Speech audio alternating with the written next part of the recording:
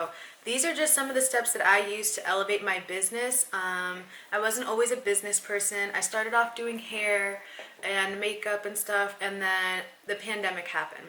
And when the pandemic happened, I also was pregnant with my first baby.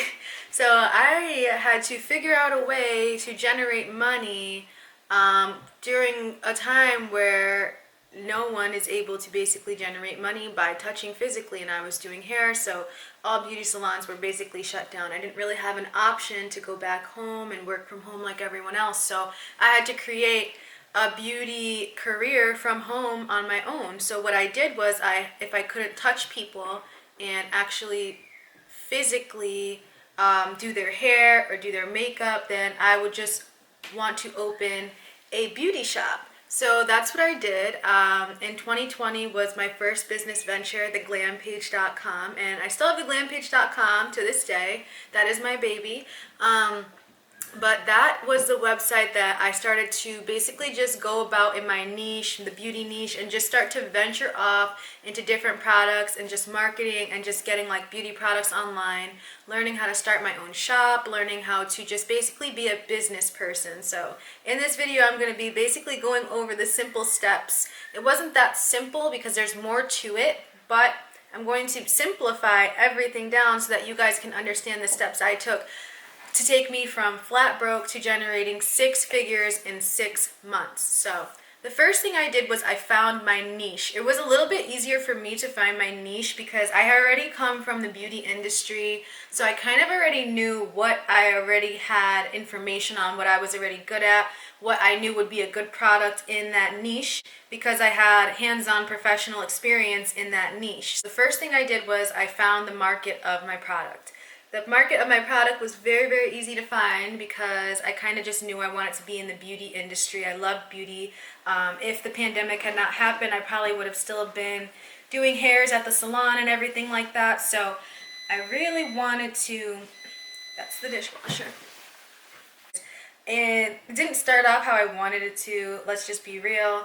I used to do hair. I never was into business. I never was into marketing. I have had jobs earlier on in my career before I was actually a licensed cosmetologist doing hair that I did have to sell hair straighteners in the middle of the mall.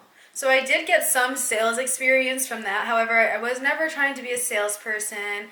I never was really into marketing per se that I knew of at that moment, But overall, during 2020, I had to pivot my business because we were going through a pandemic, and not only were we just going through a pandemic, I was pregnant with my first kid. So I was like, oh my goodness, like really, what am I going to do? Like, how am I going to survive? How am I going to move forward with this, knowing that everything is shut down and I basically can't make money like how I used to make it? So that's what pivoted me to taking my business online. And since I couldn't do people's hairs and I couldn't do it like in person, I couldn't touch people because of the whole COVID thing, I decided to open my own online beauty boutique because this was a niche that I already had familiarity with. I already had schooling on it, professional advice. In a professional aspect, this was just the niche that I had the most information on and the thing that I probably could start up the quickest in order to generate money the quickest because I was the most knowledgeable in this specific field. So that's why I chose to just go right in and open up the glam shop, theglampage.com. And I still have the glam page. That's still my baby. That's my first business, my first baby. And I'm really proud of it. So at this point, I've created Laptop Mommies. If you guys have not started your Laptop Mommies journey, I definitely recommend that you start your Laptop Mommies journey and start your own online business with whatever niche it is, So back to the story. I just told you guys the background story on how I found my product niche and my product category.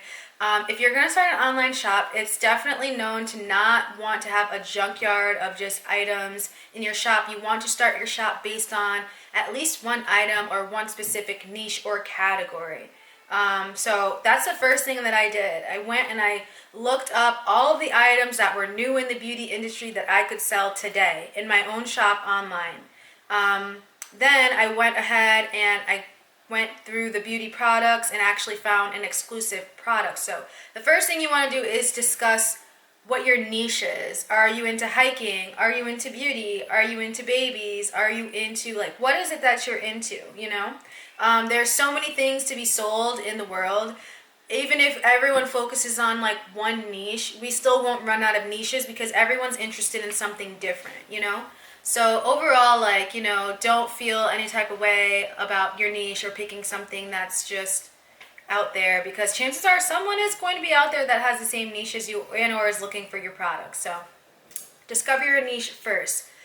Phase number 2, discover your product. So after you discover your niche, which is like your category, whether it's hiking, babies, mine was beauty. So I'm competing with like Ulta, I'm competing with all the beauty shops that are out right now. So that's going to be another challenge for anyone who wants to start their online shop. You have to understand that your product has to be extremely unique.